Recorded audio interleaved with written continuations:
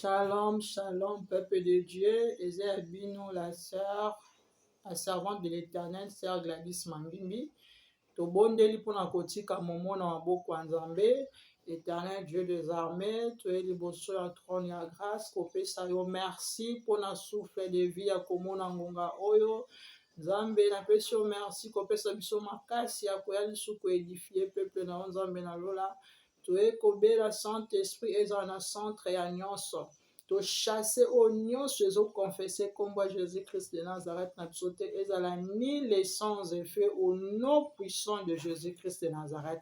Seigneur, protégez biso na nyonso o tokoloba Nzambe na lola, édifier peuple na yo et enseigner encore peuple na davantage pour approcher devant trône ya grâce. J'ai ainsi prié, j'ai dit gloire et louange à toi Seigneur Jésus-Christ de Nazareth. Amen.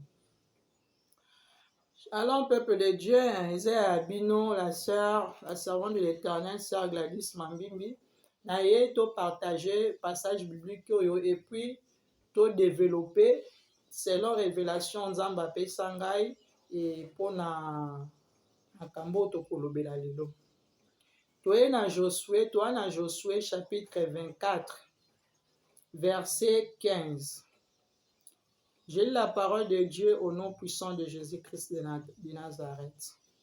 Si vous ne trouvez pas bon de servir l'Éternel, choisissez aujourd'hui qui vous voulez servir, ou le Dieu Obakomaganade Amukie, le Dieu qui servait vos pères au-delà du Jourdain, ou le Dieu toujours Banzambo Amikie, le Dieu des Amoriens dans le pays duquel vous habitez. Moi et ma maison, nous servirons l'Éternel. Amen.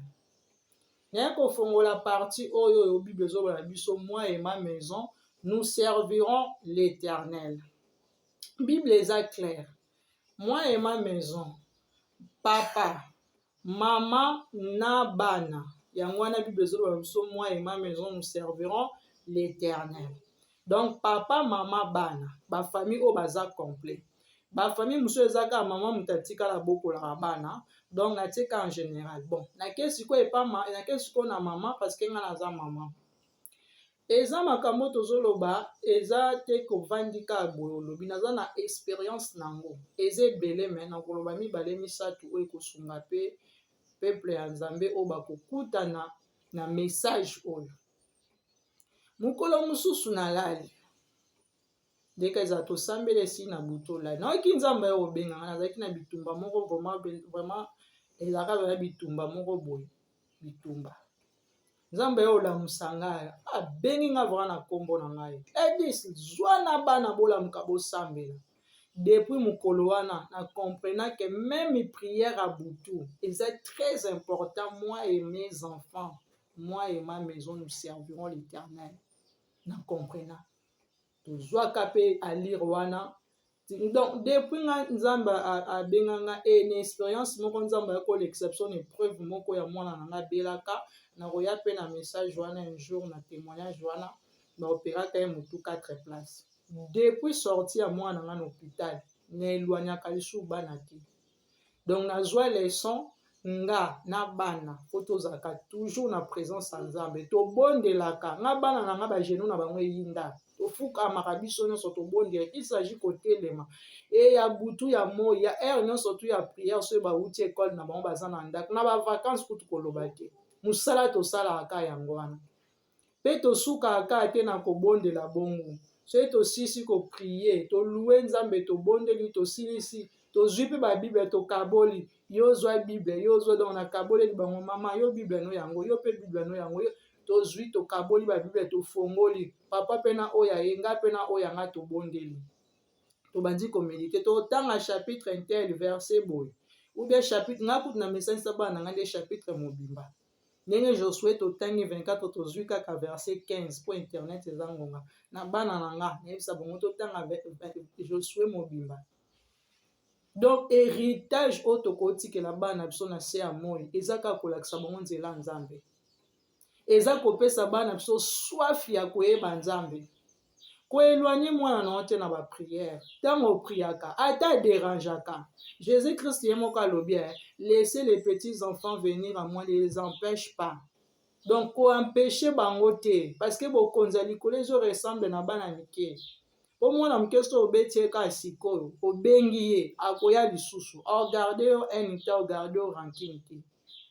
Ozomona.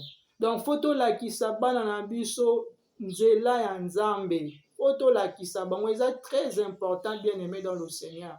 To enseigner bana na biso eza héritage ya malonga ya kotikela bana eza koyeba Yesu na vie na bango. Kozala na bonzambe koyeba volonté ya Nzambe. Nga nakumisaka Nzambe na ngolu oyo asala ngai yango mpe ngolu wana naboyi kobomba ngo nga moko namemi yango mpe esunga ata libotaka ata moko. Ata libota moko soki bazwi alire oyo kembo mpe lokumu ezongaka na lola Nzambe akokumisama lisusu parce que bana mike futur ya lobi eza bana mike soki olakisi nga bana na nga soki opesi ye balivre école opesi ye bible akovanda na bible ne 2 heures du temps.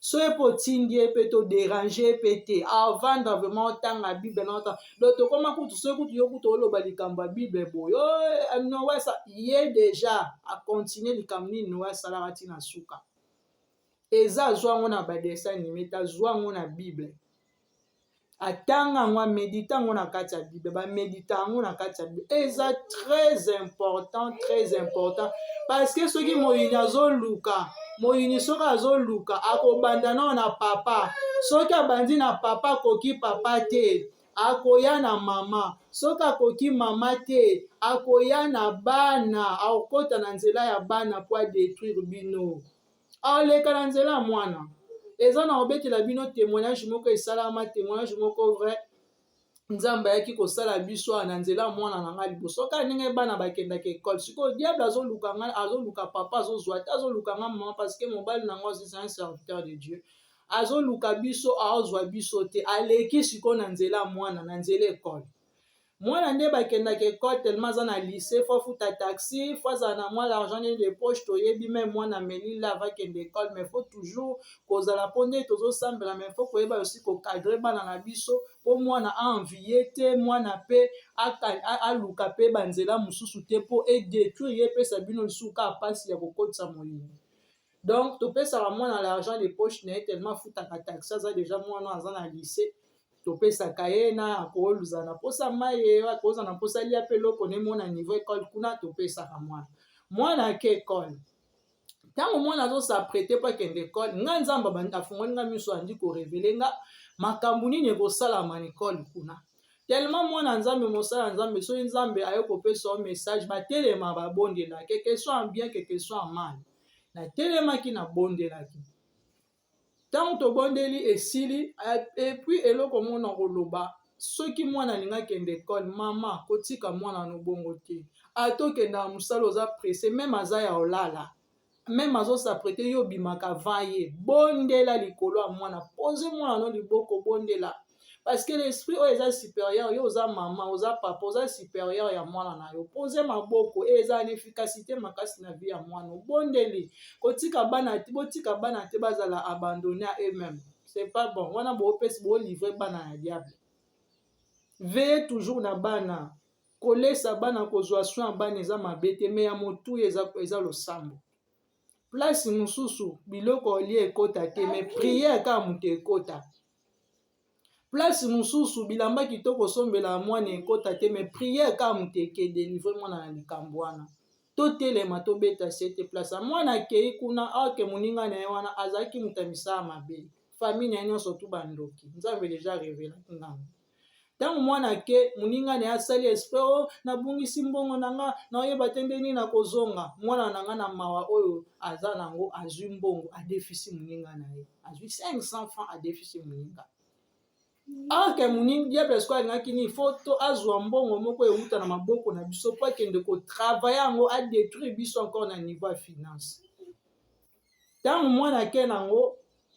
biso mpe toyebi te boyoka puissance nini ezalaka na kati ya prière bana ntango bazongi ekole totelemi biso nyonso na priere na biso ya 15h tobandi kobondela nzambe na bana mwana mpe akokani mpe kobomba likambo wana mais na puissance ya priere saint esprit ke kotouche mwana afungola motema ayebisa nga vérité ntango tosisi priere amen amen amen tomédite bible tosisi na kaka mwana ye moko abandi koavouer oh mama ndenge nazawa nadefisaki moninga nanga ekole tobandi oloba mama yo moko baopesa mbongo oza mwana yo osala to odefisa moninga nopwani togangelaki topiniraki mpe na punition oyo esengelaki topesa ye etaki aza mwana bible elobi na biso kopinire mwana eza mabe tozosauve ame na ye na mort eza biblique topinire ye esili toyebisi toyi bon mbongo wana lobi foluka mwana nazongiso nzambe donc balingaki nini baposede mwana na biso bapesi molimo moko ya maladi ya possession ntango alingaka koya siko maladi wana alingaka asila mayele epuis diable azalaki na démission adétruire biso na finance epuis mwana na biso mayele esila akoma lokwa azobazoba donc vine ekomaka vi mo ya débauche bamama toveye tolakisa bana losambo eloko ni esaki mwana alobelanga vérité après prière saint esprit ndake kotouche mwana nde ntango mwana alobi na nga wana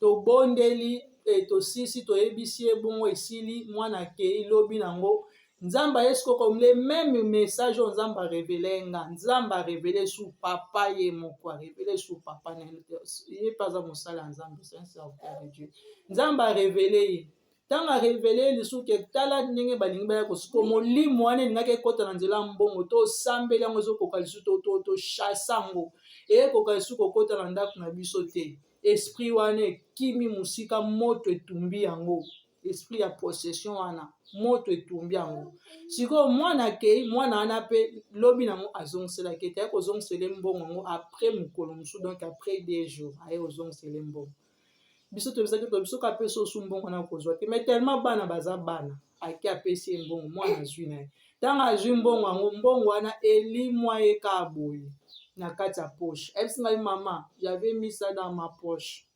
mbongo elimwe mbongo edisparaître donc falaki bazwa oyo eza eloko eza ya biso bakende siko batravaille yango bazongisela siko mwana siko ebanda koruine d'abord vie ya mwana na ya biso moko bandeko ekole eza pe monde ekole eza monde mo mpe mabe koleka tosambela mpona bana donc ezalaki yango wana nzambe atiaki nga cœur ya kopartage yango na bana libota nzambe nyonso tu na ntongo ya lelo ebela koloba eza me oyo mpe eza chaîne na bino eza gloire à l'éternel donc eza mpona lokumu ya nzambe soki osabone na kati eza 100% chrétien okozwa bamessage ebele oyo nzambe akopesa okozwa mpe baédification na révélation parce que oyo eza passage biblique topartage mpona évangélisation et puis eza accompagné na révélation na kati nzambe apambola bino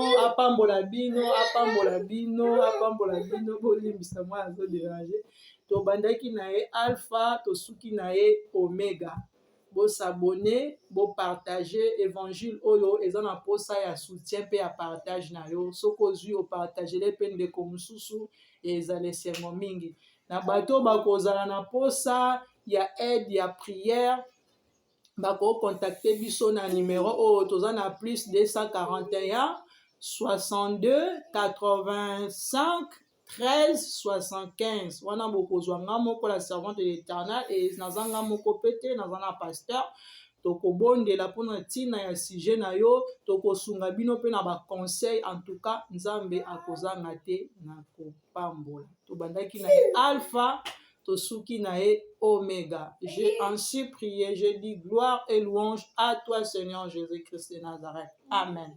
Tokutani à la prochaine par la grâce de Dieu.